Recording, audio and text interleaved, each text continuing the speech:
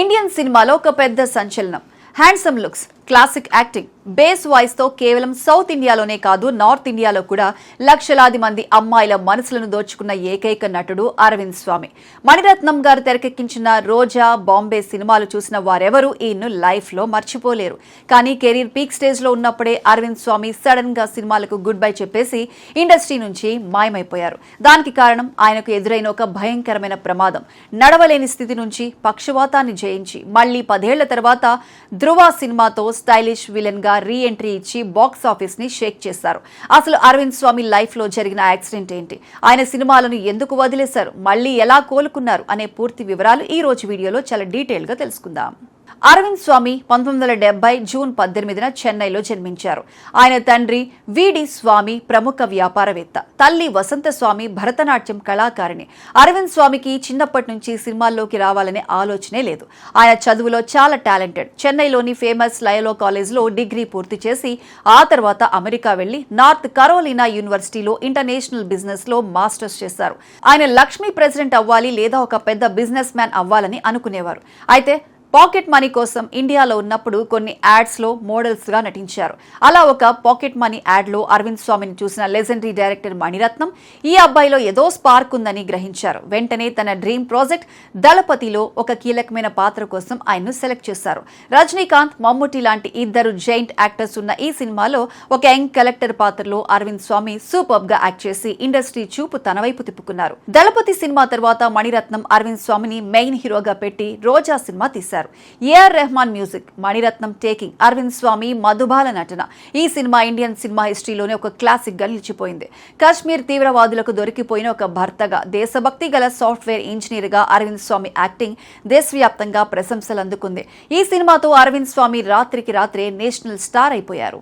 ఆ తర్వాత మళ్లీ మణిరత్నం డైరెక్షన్ లోనే వచ్చిన బాంబే సినిమాతో ఆయన క్రేజ్ ఎక్కడికో వెళ్లిపోయింది. ముంబై అల్లర్ల నేపథ్యంలో వచ్చిన ఈ సినిమాలో ఒక మెచ్యూర్డ్ తండ్రిగా ఆయన అద్భుతంగా నటించారు. తెలుగులో నాగార్జున గారితో కలిసి రక్షకుడు సినిమాలో నటించారు. ఇండస్ట్రీలో అందరూ ఆయన్ను నెక్స్ట్ సూపర్ స్టార్ అని పిలవటం స్టార్ట్ చేశారు. బాలీవుడ్ నుంచి కూడా లైన్ గా ఆఫర్లు వచ్చాయి. నిజంగా కెరియర్ అంత అద్భుతంగా పీక్ స్టేజ్ లో సాగుతున్న సమయంలోనే 2000 సంవత్సరంలో మణిరత్నం డైరెక్షన్ లో వచ్చిన అలై పాయుతే తెలుగులో సఖీ సినిమాలో ఒక చిన్న గెస్ట్ రోల్ చేశారు అరవింద్ స్వామి. ఆ సినిమా తర్వాత ఆయన సడన్ గా ఇండస్ట్రీ నుంచి మాయమైపోయారు.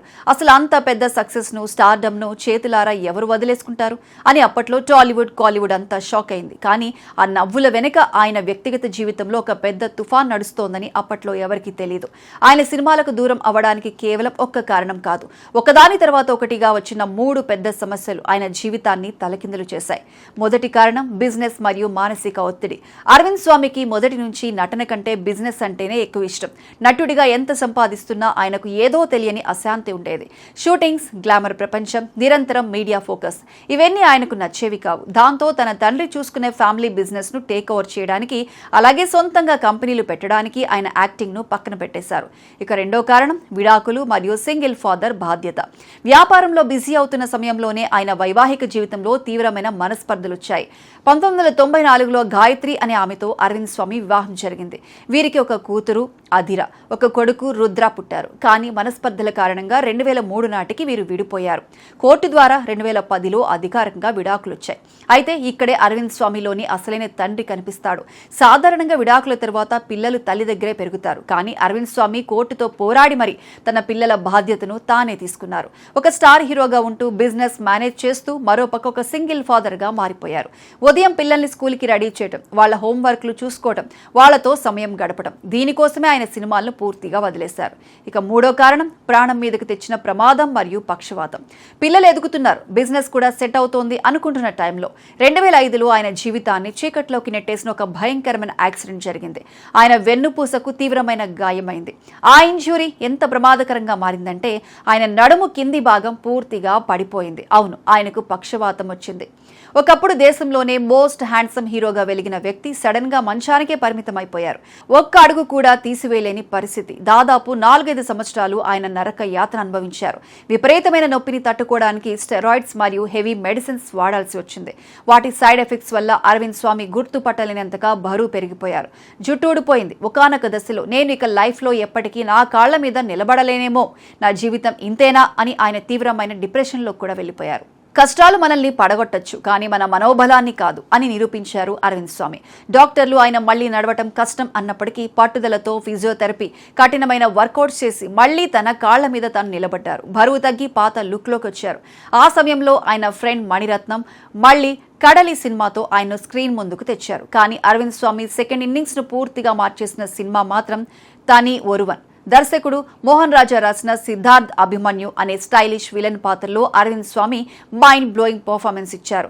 హీరో కంటే విలన్కే ఎక్కువ మార్కులు పడ్డాయి. అదే సినిమాను తెలుగులో రామ్ చరణ్తో ధృవగా రీమేక్ చేసినప్పుడు కూడా అరవింద్ స్వామినే విలన్ గా పెట్టారు. తెలుగు ఆడియన్స్ కూడా ఆయన స్టైలిష్ విలనిజానికి ఫిదా అయిపోయారు. ఇక ఆ భయంకరమైన పక్షవాతం, నరకం లాంటి కష్టాల నుంచి కేవలం తన మనోబలంతోనే బయటకు వచ్చారు అరవింద్ స్వామి. ధృవ సినిమాతో విలన్ గా కంబ్యాక్ ఇచ్చి సౌత్ ఇండియాలోనే మోస్ట్ వాంటెడ్ యాక్టర్ గా మారిపోయారు. ఆ తర్వాత ఆయన వెనక్కి తిరిగి చూసుకోవాల్సిన అవసరం రాలేదు. జయం రవితో కలిసి చేసిన బోగన్ సినిమాలో మైండ్ బ్లోయింగ్ యాక్టింగ్ తో అదరగొట్టేశారు. ఇక కంగనా రనౌత్ మెయిన్ లీడ్ లో వచ్చిన జయలలిత బయోపిక్ తలైవి సినిమాలో తమిళనాడు లెజెండ్ ఎంజీఆర్ పాత్రలో అరవింద్ స్వామి ఒదిగిపోయిన తీరు చూసి ఇండస్ట్రీ అంతా ముక్కున వేలేసుకుంది. అసలు ఎంజీఆర్ గారి మేనరిజమ్స్, ఆ నడక, ఆ నవ్వును సేమ్ టు సేమ్ స్క్రీన్ మీద పండించి థియేటర్స్ లో అందరితో విజిల్స్ వేయించారు. నటుడిగానే కాదు, 100 కోట్ల అధిపతి కూడా. చాలా మందికి అరవింద్ స్వామి కేవలం ఒక యాక్టర్ గా మాత్రమే తెలుసు. కానీ ఆయన బ్యాక్గ్రౌండ్ లో ఒక సక్సెస్ఫుల్ బిజినెస్ టైకూన్ అనే గ్లోబల్ బిజినెస్ ప్రాసెస్ అవుట్సోర్సింగ్ కంపెనీని ఆయన రన్ చేస్తున్నారు. ఈ రోజు ఆ కంపెనీ వాల్యూ, ఆయన టర్న్ ఓవర్ 100 కోట్ల ఉంటుంది. అంటే ఒక పక్క బిజినెస్ మ్యాన్ గా సక్సెస్ అవుతూనే మరో పక్క నటుడిగా తన సెకండ్ ఇన్నింగ్స్ ను చాలా పవర్ఫుల్ గా, ఎవరికి అందనంత ఎత్తులో లీడ్ చేస్తున్నారు. నిజమైన ఇన్స్పిరేషన్ అరవింద్ స్వామి.